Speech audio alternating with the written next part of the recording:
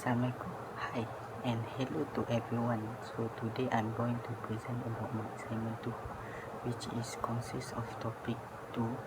So the title for this topic is demand and supply characteristics of the transport market.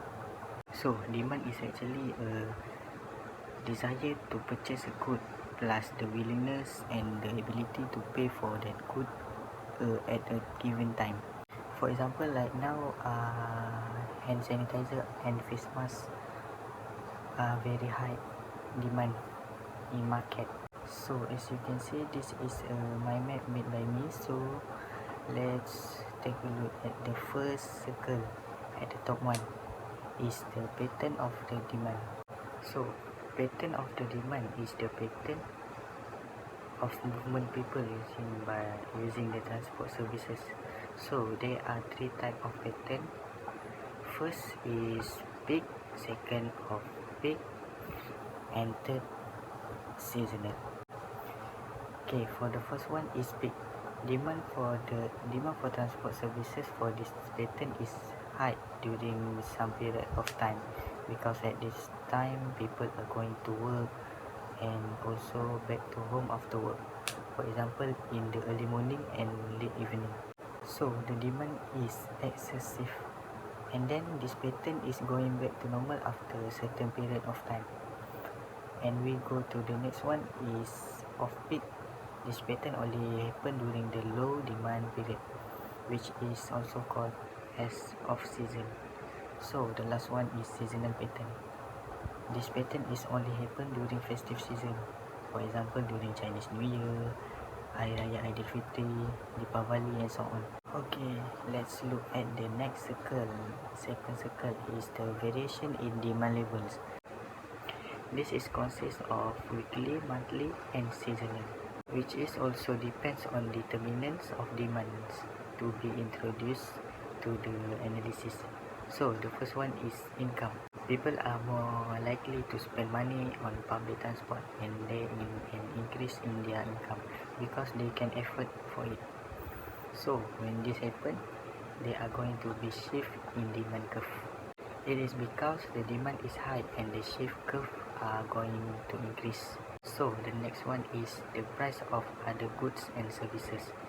These are effect to the demand levels, because when the price increase, then the demand will be increased also, and then this will be affect the demand pattern. Okay, the third one is fashion or trends. Okay, as we know, transport they evolve every day, so because of that changes, it's going to affect the trend of the variation in demand level. The next one is expectation of future price. For example is the airline like Asia, they offered season tickets for their customer. For example, if the customer buy a single ticket, it's going to cost more than if they buy a season ticket. So next, speed of services. As we know, people like everything is fast. They don't have to wait for the long time to do something. And the last one is quality of services. For quality of services, it consists of frequency, standard of service, comfort, reliability and safety. Okay, then let's take a look at the third circle, which is have problems and solutions about peak demands. Firstly, let's look at the problems first, which is problems of peak demands. The first one is congestion. When demand exceed the given supply, which is it's going to cause road jams, for example. Okay, the second problem is high accident rate. It is because there are so many cars and somehow people are going to collide with each other. Okay, the next problem is increase in traveling time. This problem we can relate with the festive season such as Hari Raya Aidilfitri. There are so many people, certainly it's going to increase your traveling time. And the last problem is high cost. The operator have to increase the transport service price because they have to cover operation costs. Okay, let's take a look at the next circle, which is the solution for problem of peak demands. Okay, the first one is use another mode of transport. Instead of using cars to go to work, people can use another mode of transport such as public transport like MRT and so on. This will reduce the road congestion. Okay, the next solution is police sue the people that use emergency lane. Okay, the third solution is government provide other alternative way.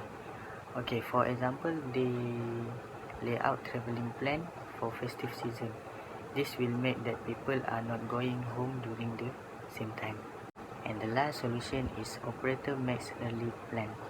Lay out plan to make sure that they are not wasting any cost on something unnecessary. Okay, then let's take a look at the last circle at the bottom one.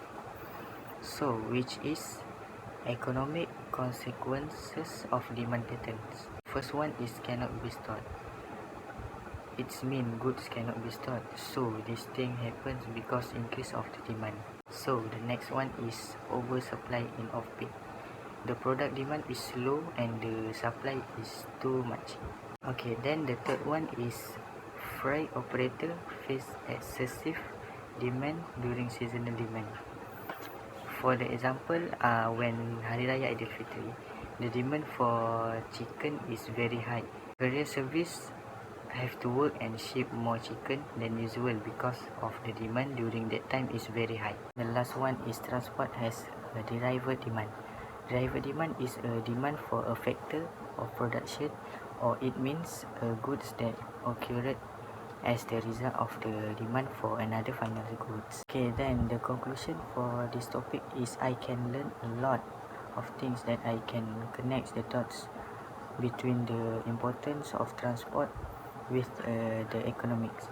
It is a lot.